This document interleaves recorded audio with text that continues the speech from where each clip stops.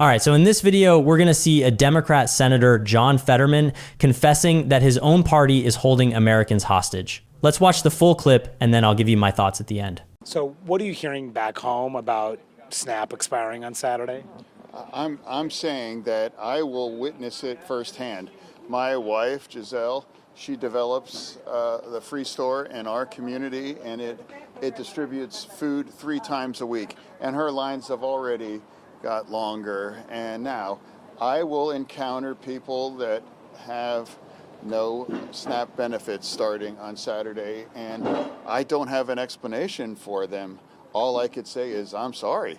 It's an absolute failure what occurred here for the last month, and now things are really going to land. And imagine being a parent with a couple kids and how you're going to fill their refrigerator and pack their lunches and get on with their lives when the things that they've depended on now is gone because we can't even agree to just open things up. Democrats say, why not just pass a bill on SNAP and leave it at that? Is that the right approach? Well, I'm saying it's like, why can't we pay those officers?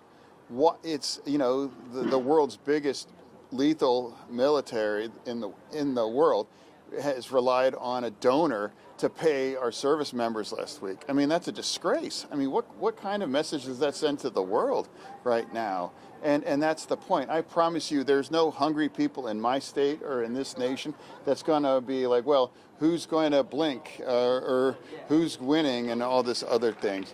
You know, we have to find a way forward. And I do fundamentally believe there would be a conversation to extend those tax credit to make insurance more affordable in my state and across this nation. But to put that in context, you have 2 million people on SNAP in my state, and over 400,000 are receiving those kind of tax credits. So it's a loser for America, and now these lives are really, really going to be impacted. And I mean, for a Democrat, I can't imagine a more sacred part of who we fight for is people that depend on SNAP to feed themselves.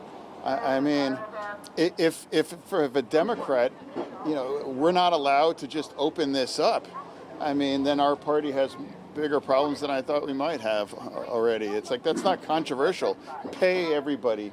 And you have our workers here borrowed over $350 million to pay their own bills.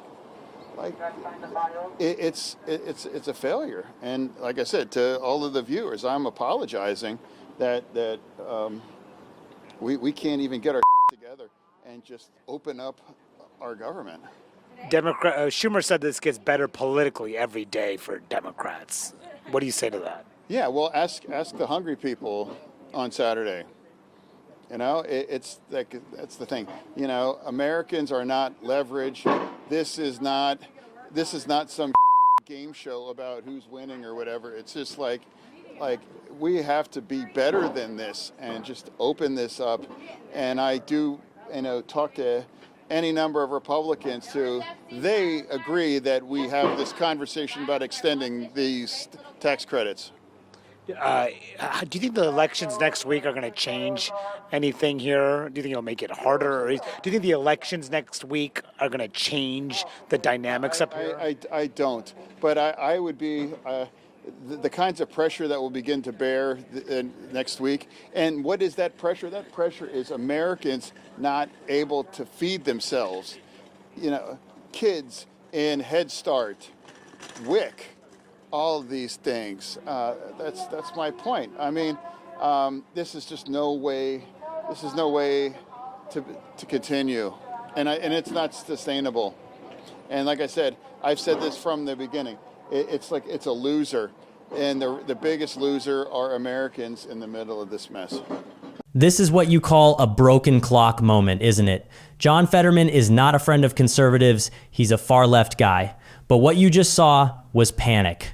That wasn't a strategic pivot. That was a guy who is trapped in a burning building and he's screaming about the fire. He knows exactly who is to blame, and it's not Republicans. All that frustration is all aimed squarely at his own side. He knows his party, the Democrats, are the ones blocking this. He knows they aren't agreeing to just open things up. And that Schumer line, my God. It gets better politically for Democrats. That's the swamp.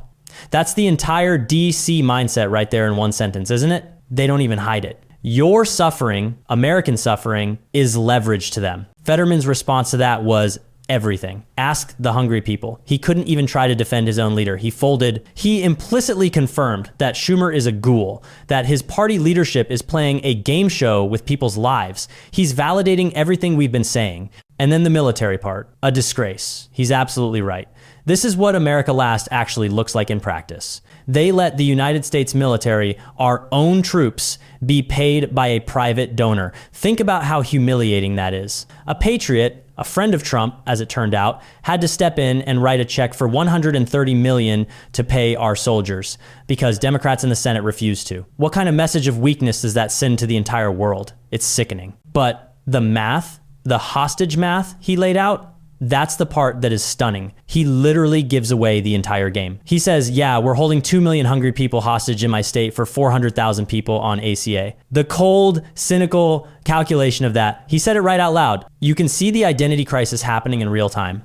I can't imagine who we fight for. Yeah, well, apparently you can imagine it because your party is doing it. You're doing the exact opposite of what you claim to believe. And then our party has bigger problems than I thought. You think? That's the sound of the ship's engine room flooding. He is admitting that his party is systemically, fundamentally broken, that it's rotten. We're not allowed to just open this up. Not allowed. Think about that. Not allowed by who? By Schumer, of course. By the establishment. They've been given their marching orders, hold the line no matter who starves. And Fetterman, for just a second, he couldn't do it. But here's the real kicker, the real proof. He admits that Republicans are willing to negotiate. I do talk to any number of Republicans who they agree. So wait a minute. This whole media narrative, the extremist MAGA Republicans who won't govern, it's all garbage. He just said it's garbage. He told the truth. The entire media blockade is obliterated by that one line. Republicans were ready to deal. Democrats are the ones, by his own admission, who are the obstructionists. He handed us the confession. It's an all-timer. Let me know your thoughts in the comments. While you're down there, hit the like button and subscribe. I appreciate you guys, and I'll see you in the next one.